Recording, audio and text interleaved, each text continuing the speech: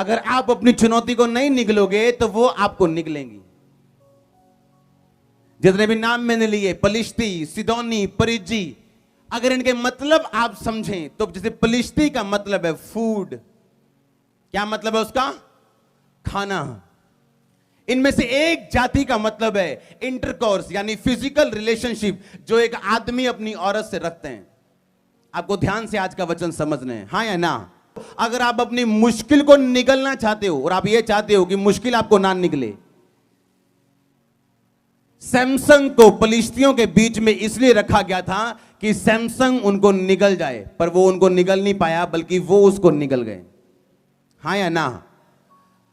आपकी चुनौतियां आपको बढ़ाने के लिए, इसमें कोई शक नहीं, पर अगर आप इनको केयरफुली हैंडल नहीं करोगे तो ये आपको निगलेंगी। पहला पॉइंट जो आपको आपकी चुनौतियां निगलने के लिए सामर्थ्य बनाते हैं वो है अपनी बॉडी पे कंट्रोल रखना। अपने पॉइंट को नोट करो, जिनमें से एक जाति का नाम है इंटरकोर्स, मतलब फिजिकल रिलेशनशिप अपने वाइफ के साथ, जिसे हम बोलते हैं। अगर आपकी सेक्स लाइफ के ऊपर आपका कंट्रोल नहीं, आप अपनी चुनौतियां कभी निगल नहीं पाओगे। ये प्रभु ने मुझको बोलने के लिए बोला आपको। अगर आप व्यभिचारी हो, आपकी मुश्किलें आपको निगलने वाली बहुत जल्दी। अगर आपकी बॉडी के ऊपर आपका कंट्रोल नहीं तो ये आपको निगलने वाली है बहुत जल्दी। तो वो सिम्टम जो आपकी बॉडी में, कैंसर भी हो सकता है और सिंपल दर्द भी हो सकता है, वो कैंसर में बदलना शुरू होते हैं जब ये पाप आपकी जिंदगी में होते हैं। जब सैमसंग दलीला के साथ सो रहा था तो दलीला ने कहा, ए मुझको बता ना, तू कैसे पकड़ा जा सकता है, तेरी स्ट्रेंथ का राज क्या है? कहता, कोई नई रस्सियों से मुझे बांधे, 7 रस्सियों से तो मैं बंध जाऊंगा। उसने 7 रस्सियां ली और बांध दिया और बोला पलिश्ती को, आ जाओ। जैसे ही वो आए, उसने कहा, सैमसंग पलिश्ती आ रहे हैं। उसने झटका और वो टूट गया। उसने फिर कहा, नहीं तूने मुझे झूठ बोला, बता तुझे कैसे बांधा जा। आप समझो दिमाग को, दिमाग से।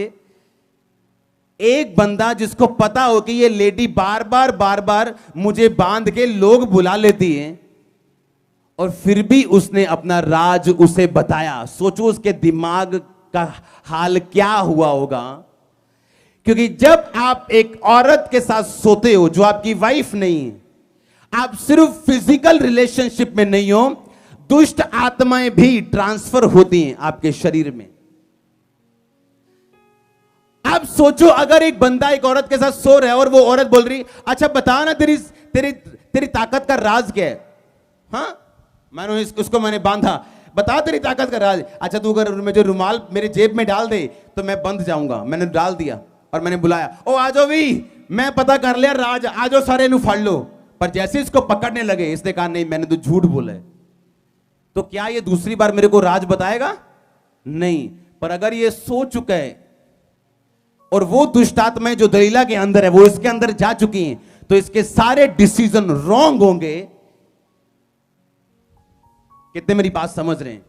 इसीलिए व्यभिचार करने वाले लोग कभी सही डिसीजन नहीं ले पाएंगे अपनी लाइफ में, और चुनौतियां हमेशा उनको निगलेंगी, क्योंकि उनकी लाइफ के ऊपर, उनकी सेक्स लाइफ के ऊपर उनका कोई कंट्रोल नहीं है। कितने मेरी बात को समझ रहे हैं? एक बंदा मेरे पास आया, आप जानते हैं मैं बहुत कम मिलता हूं, लेकिन मैं मिलता हूं अभी भी लोगों से। उसने कहा, एक व्यक्ति आपसे मिलना चाहता है, वो अफ्रीका से आया। मैंने कहा बुलाओ। मैं उससे मिला, उसके साथ एक लड़की थी। मैंने कहा क्या करना चाहते हो तुम? मैं ये करना चाहता हूं। अच्छा, मैं कहा आप करते हो MBA रहे हो, तो आप फिर ये वाला कोर्स तो MBA से बिल्कुल अलग है। पता नहीं, उसने मुझे 2 कोर्स बताए। मान लो एक बंदा बोले कि मैं नॉन मेडिकल कर रहा हूं, हाँ मैंने जी नॉन मेडिकल में मैंने बहुत आगे बढ़ गया हूं, मैंने ये कर लिया, वो कर लिया, ग्रेजुएशन, पोस्ट ग्रेजुएशन भी नॉन मेडिकल में कर ली, और बाद में वो बंदा बोले कि मैंने कंप्यूटर का डिप्लोमा करना है जी, या बाद में वो बंदा बोले मैंने आर्ट्स पढ़नी। मेरे को समझ नहीं आई। मैंने कहा ये कंफ्यूज क्यों है इतना, इसे समझ क्यों नहीं है इतनी, कि ये कर कुछ रहा है, जा कहीं रहा है, इतना बड़ा कोर्स करके ये बोल रहा है कि अब मैं वो कोर्स में जाना चाहता हूं। मैं बैठा रहा, प्रभु से पूछता रहा। मैंने साथ वाली लड़की को पूछा, मैंने कहा तुम क्या करती, उसका भी सेम आंसर। मैंने पूछा, मैं कहा तुम आपस में कौन हो, कहते हैं हम बॉयफ्रेंड गर्लफ्रेंड हैं। मैंने कहा अब ठीक है, अब मुझे समझ आई कि तुम लोग कंफ्यूज क्यों। क्योंकि जब तुम मैरिज के पहले सेक्स करोगे और सोओगे, परमेश्वर तुम्हें बुद्धू बना के, मूर्ख बना के रखेगा इस दुनिया में।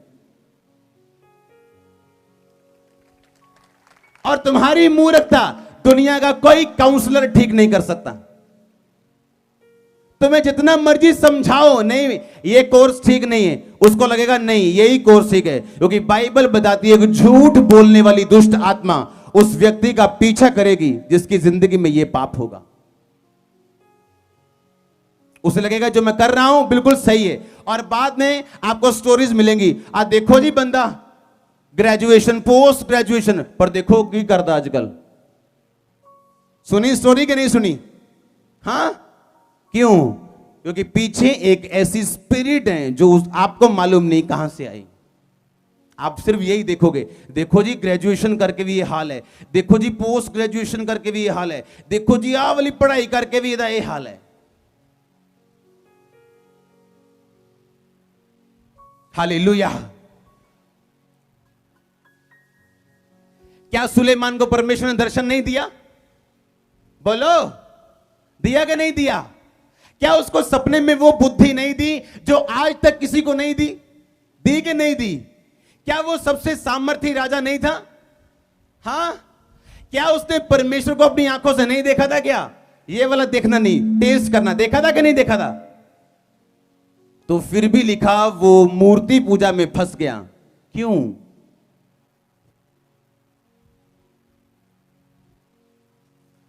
अगर आप इस चर्च के एक विश्वासी को बोलो, क्या टेस्टिमनी आपकी? जी मेरी वाइफ जेडी प्रेग्नेंट नहीं हो रही। आप में प्रॉब्लम? हाँ जी, स्पर्म, आपके स्पर्म में प्रॉब्लम थी, आपकी वाइफ प्रेग्नेंट नहीं हो रही थी। अभी क्या हुआ? अभी है, प्रेग्नेंट है। कितने महीने? 6 महीने।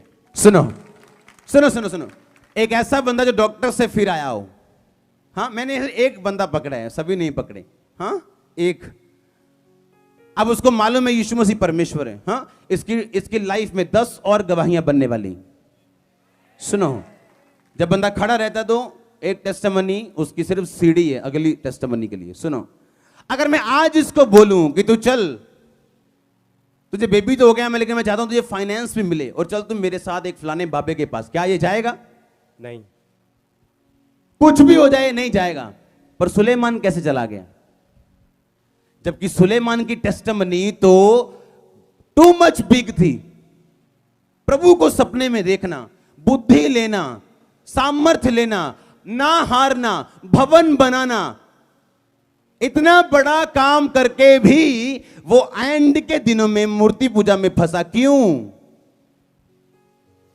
बाइबल बताती उसकी 700 वाइव्स थी जो अन्य जातियों में से थी, और जब वो अन्य जातियों की पत्नियों के साथ सोया तो उसकी दुष्ट आत्माएं उसकी पत्नियों की उसकी भी हुई, और जब उनकी दुष्ट आत्माएं उनकी हुई तो वो डिसीजन भी उसके हुए जो उनके थे। आज एक व्यक्ति जो वैश्या के साथ सोते है, वो ना सिर्फ फिजिकल रिलेशनशिप नहीं बना रहा, वो उसके सारे कर्ज अपने ऊपर लेके आ रहा है और सारी दुष्ट आत्माएं अपने ऊपर लेके आ रहा है। कितने समझ रहे हैं? ऐसा क्या हो गया सुलेमान को कि सब कुछ देख के भी वो बिगड़ गया? आप शारीरिक तरीके से तो बच सकते हो, कि नहीं जी मैं तो बड़ा बुद्धिमान हूं जी, मैं तो वैश्या के पास ऐसे जाता ही नहीं हूं, मैं तो बड़े सिस्टम लेके जाता हूं। आप शारीरिक बीमारी से तो बच जाओगे, आत्मिक बीमारी से कैसे बचोगे? दुष्ट आत्मा से कैसे बचोगे? इसीलिए आप टूटे हुए और बेकार हो चुके हो। कितने मेरी बात को समझ रहे हैं? इसलिए हर वो व्यक्ति, पहला कुरिन्थियों 6 उसकी 9 उसकी 10 आयत में लिखा, ना वैश्यागामी, ना पर स्त्रीगामी, ना लुच्चे, ना मूर्ति पूजक, ना लोभी परमेश्वर के राज्य में प्रवेश करेंगे। ये लोग प्रवेश नहीं कर पाएंगे। ना वैश्यागामी, ना पर स्त्रीगामी, ना पुरुषकामी, ना गे, ना लेस्बियन, ये सब परमेश्वर के राज में प्रवेश नहीं कर पाएंगे। या तो आपका एनिमी आपको निकलेगा या आप उसको निकलोगे। डिपेंड ये करता है कि आप कितने तैयार हो अपनी लड़ाई को लड़ने के लिए कि आप उसे निकल सको। क्योंकि कोई भी सिविलियन बॉर्डर पे खड़ा नहीं हो सकता, एक फौजी खड़ा हो सकता है और फौजी की तैयारी करवाई जाती है और ट्रेनिंग करवाई जाती है ताकि वो खड़ा हो सके और जीत सके।